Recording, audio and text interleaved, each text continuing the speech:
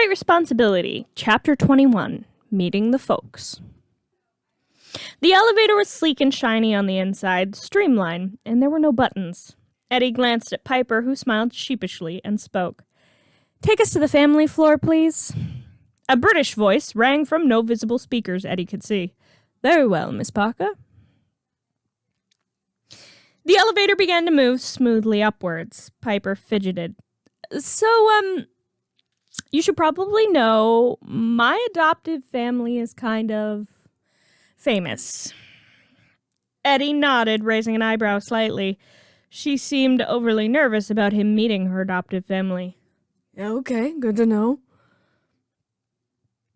Piper refused to meet his eyes as the elevator continued its upward climb. Soon the bell dinged and the door opened. Piper stepped out into a spacious and tastefully decorated living room.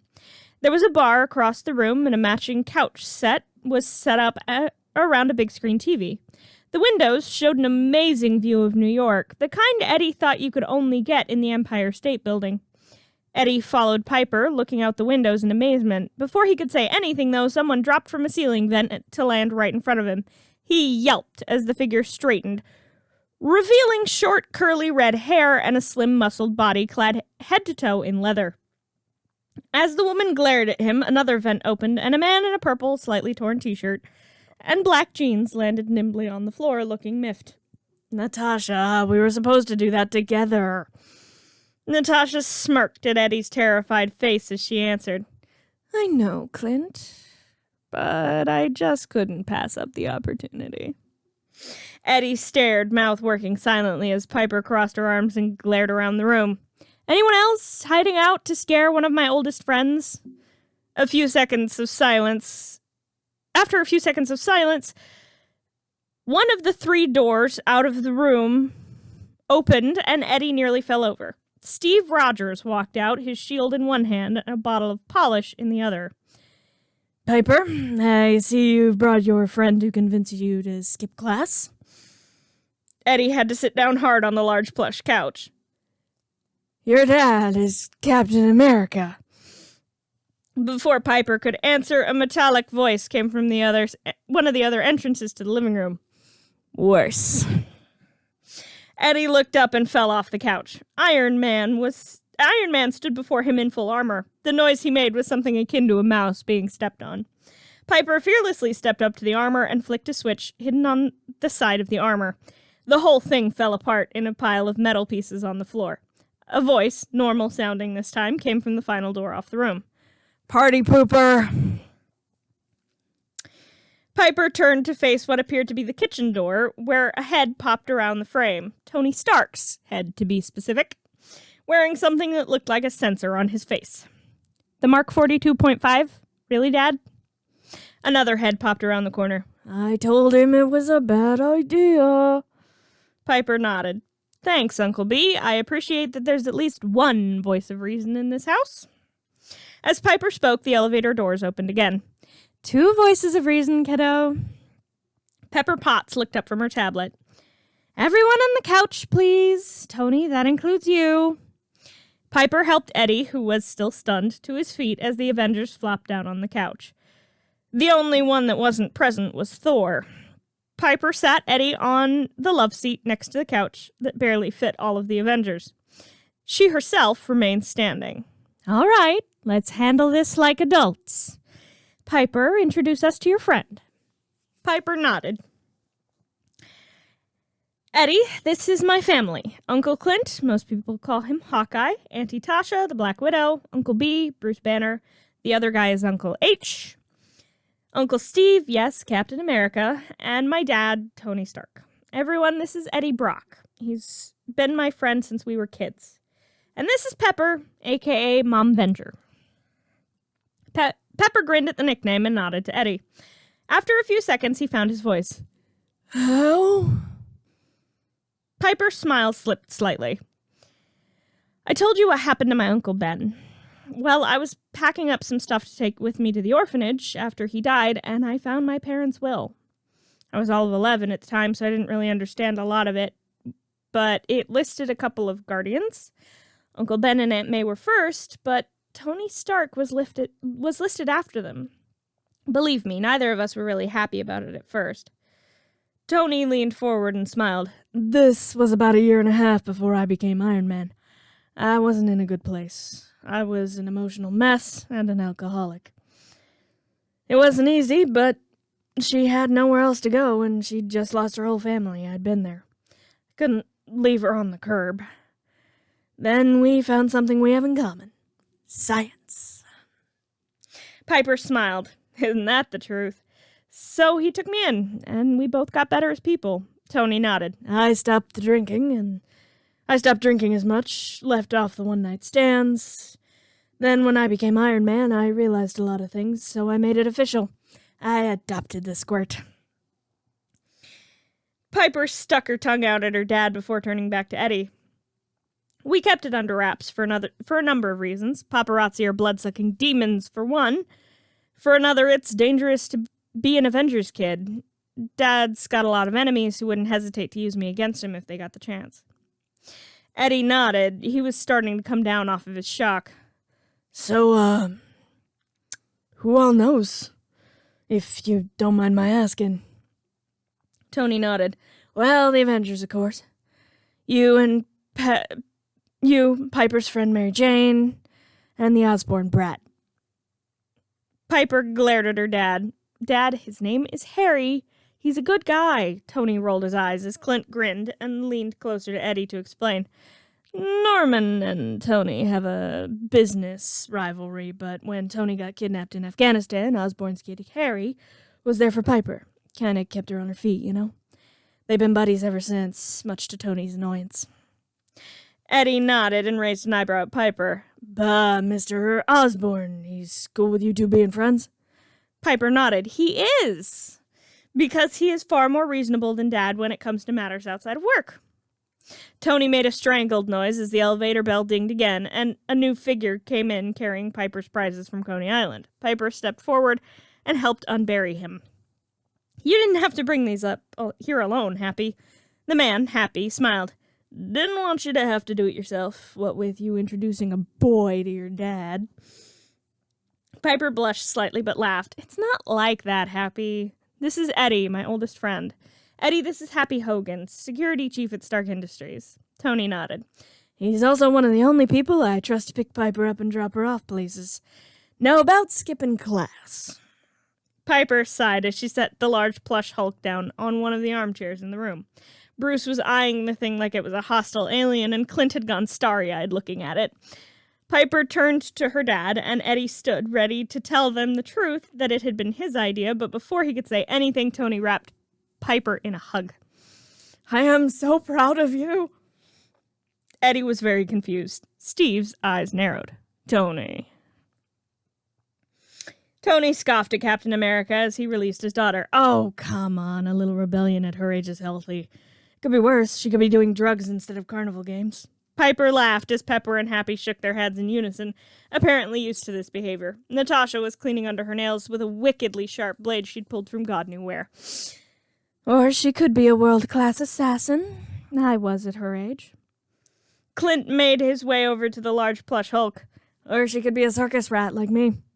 Steve turned to Bruce, who shrugged. I got nothing. I was a timid science nerd without a degree at her age. Only thing that's changed is the other guy, and I have multiple degrees now. Piper was bent double, laughing at the expression on Steve and Eddie's faces. Eddie was confused to the point that his mouth was just hanging open like he was trying to catch flies. Steve looked miffed, but rolled his eyes, muttering something about back in my day under his breath. Tony joined his daughter in her laughter. Pepper waited until they were calmed down before she spoke. Despite Tony's opinions, the school has seen fit to give you a week's detention for this little stunt. As far as I know, that goes for both of you. Piper groaned. She knew what detention meant for her. It meant training extra hard at S.H.I.E.L.D. Steve looked satisfied with that, likely because he also knew what that meant. Bruce stood. Tough luck, kiddo. He patted Piper on the shoulder and turned to Eddie. It was nice to meet you, but I have a cellular experiment I need to get back to. With that, he left by the door he'd entered from. Steve sighed and turned to Eddie. Sorry for the scare. It's traditional. Since we all saw Mary Jane's reaction, it's It's what we do when Piper brings people home. Eddie nodded and took the hand that the hero offered. He was a little starstruck, in all honesty. He couldn't stop grinning. It's an honor to meet you, sir. Seriously, you have no idea. Steve's smile softened as he shook Eddie's hand. Then he stood, grabbing the polish and his shield. I should probably do this in the kitchen so none of the polish gets on the rug. With a nod to the others, he too made his exit. Eddie was about to speak when he found himself eye to eye with the Black Widow. Hurt her, and no one will ever find your body.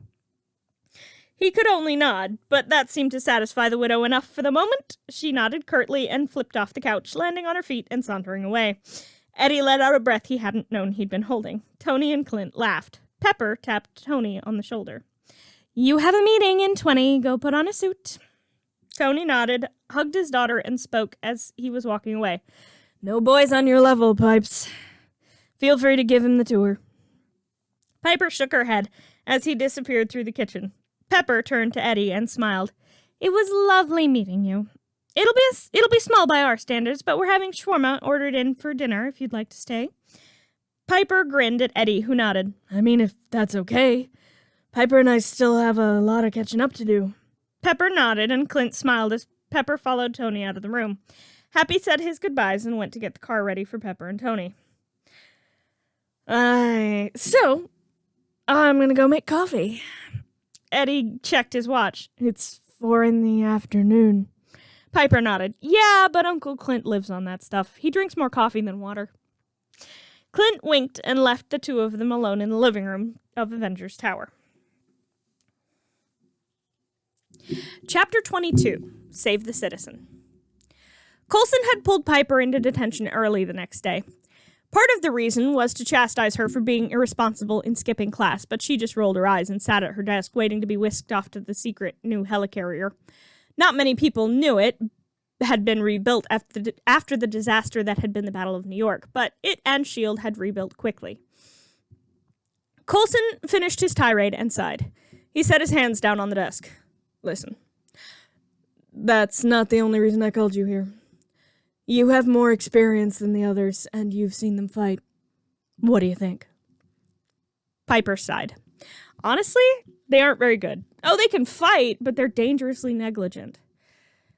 They don't give two shits about civilian safety or the people around them. Several innocent people would have died if I hadn't pulled them aside and told them to take care of the people and leave the bad guys to me.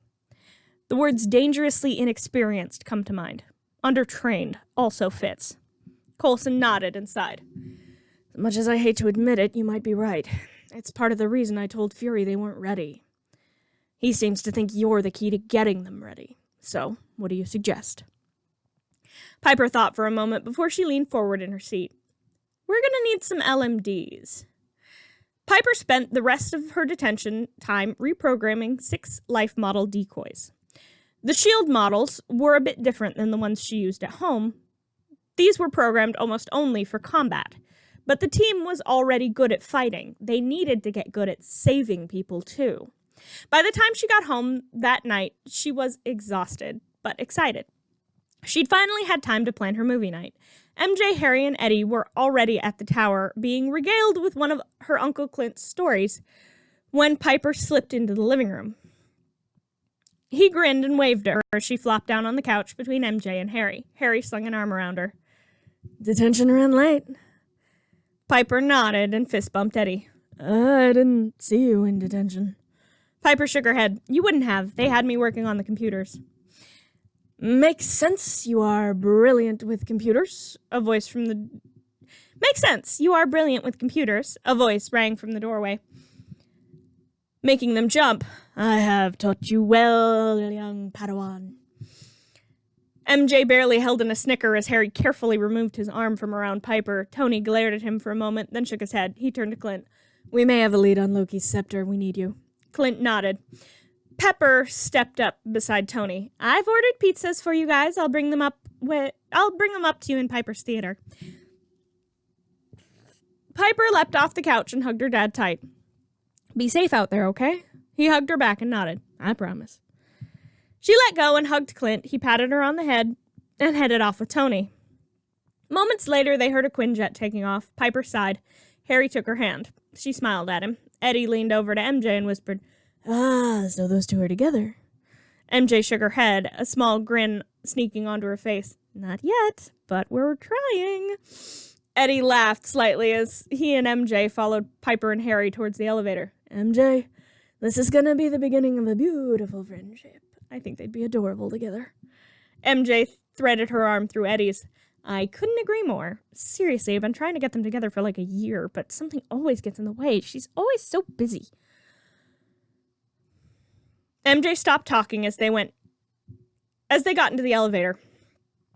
They made it to Piper's floor of the building in moments. Eddie hadn't been allowed up here during his tour of the tower.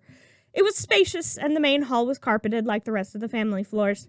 Piper and Harry led them to a set of double doors, and Piper opened them with a flourish, revealing a theater as large as a small independent theater with much plusher chairs. A popcorn machine and fully stocked candy bar sat near the back. Piper flicked on the popcorn machine and turned to the others with a grin on her face. "So, what movie do you guys want to watch?" They were about halfway through the first Lord of the Rings when Piper's new watch beeped. She excused herself and answered her new shield communicator. "Hello?" Sam's face, mostly hidden behind his helmet, appeared. "Where are you, webhead?" Piper rolled her eyes. "I'm at home. It's my day off, dude." She couldn't see Sam's eyes, but she was nearly certain that he was rolling them. "What part of mandatory training don't you get?" Piper rolled her eyes. "What part of I designed the new training did Fury not tell you? I've been through that ringer already. Good luck, though." Piper hung up and went back to her movie. Sam stuck his tongue out at the now dark communicator on his wrist and turned back to the doors to the training hall. He shook his head at the others. White Tiger huffed. Power Man rolled his eyes and Iron Fist spoke. "So, I take it the spider will not be joining us." Nova shook his head as the doors to the other side of the room slid open and Agent Coulson walked through them, a tablet in his hands. "Spider-Girl will not be joining us tonight. She has other training she's been doing. Today's exercise is new and based on your less than satisfactory performance against the Frightful Four. It's called Save the Citizen." The hollow projectors came to life and the room transformed into a street in Queens. It was completely empty for the moment. Coulson continued. "The goal is simple. Save the citizen. Each of you will take turns on the course and attempt to save your citizens while defeating your foe. Get hit 3 times by your opponent and you're out. Lose a single citizen and you're out." They nodded. White Tiger went first. She did all right for the first 5 minutes of the fight, but a piece of falling debris crushed one of her citizens, and she was out. Power Man went next. He saved his citizens, but got hit 3 times by the simulation of Claw. He only lasted a few minutes longer than White Tiger. Iron Fist went next, and was all of 2 seconds too late to save one of his citizens. Nova took a deep breath. If the webhead had designed this, he could get through this. He took off, blasting a piece of debris thrown at him by the simulation's Thundra. He swooped down and snatched a citizen out of the way of one of Claw's blasts. Everything was going great until one of the citizens pushed another one out of the way of one of Wizard's blast. The citizen who'd saved the other one took the blast straight to the chest, and in that moment, Nova saw her face illuminated by the blast. Chestnut hair cut short, flying around a pale face, big blue eyes wide with pain. He didn't even notice the LMD of Claw leveling his blaster at him. He took the shot to his back and went spinning into the wall as the simulation began to break down. He pulled himself up to his knees and looked to his left where the LMD that had been Piper lay smoking. The hollow imaging that gave the LMDs the appearance of human beings seemed to be malfunctioning on this particular model because it was flickering in and out. One moment it was the plain white shield LMD that Nova was used to fighting. The next, it was the empty face of his new teammate. Coulson stepped into the room as Nova pulled himself the rest of the way to his feet. "What the hell was that, Coulson?" Coulson gave the smoking LMD a cursory glance. "A twist in the programming. Real life doesn't follow rules. Training shouldn't either." Nova shook himself, eyes avoiding the LMD on the ground as the others entered. Power Man frowned. "But why did the simulation end when he got hit instead of her?" He gestured at the still smoking robot. Coulson fiddled with the tablet in his hand. "That would be part of the programming. Several of the citizen LMDs are programmed as civilian identities of heroes. Make it past the 7-minute mark, the training gets harder. The out-of-costumed heroes intervene and get themselves hurt or killed. I didn't expect you to make it past the 7-minute mark on the first run." Nova nodded, staring at his shoes. Normally, he'd be ecstatic, gloating that he'd gotten that he'd made it longer than the others. But something about the sight of Piper, not Spider-Girl, but Piper, getting blasted made him feel nauseous. Once you hit the 7-minute mark, the goal shifts. Save the citizens, get the out-of-costumed heroes away, so they can safely change into their hero identities and defeat your foe. If you last 10 minutes and get the out-of-costumed heroes out of the way, you get a bonus. The hero you rescued joins you in the fight, but the fight will get twice as hard. The programming is, in all honesty, brilliant. Dr. Connors entered the room with a toolkit as Coulson finished. He's right.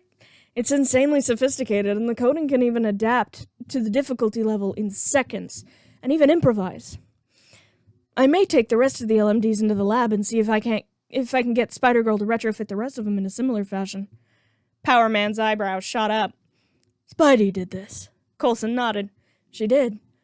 She has more experience in the field than any of you. She knows how to fight on the fly. She might do way too much collateral damage to buildings and property, but she has yet to lose a civilian during one of her fights. Nova and the other members of the team were silent. I believe I was right when I said we shouldn't judge this particular book by her cover. Iron Fist said calmly as Doc Connors got to work repairing the LMDs for another round. Nova nodded, but couldn't resist adding his own opinion to Danny's statement. No matter how dorky that cover might be. White Tiger snorted in amusement, and soon they were back on the rotation, each trying to last longer than the other at the new challenge. Nova beat his own time the second time around, but got hit a third time trying to fly Piper's LMD out of the way, this time with Claw. He couldn't help but think that he'd rather he got hit than have to see her face looking dead on the LMD again, even as he rubbed his side where a massive bruise was growing.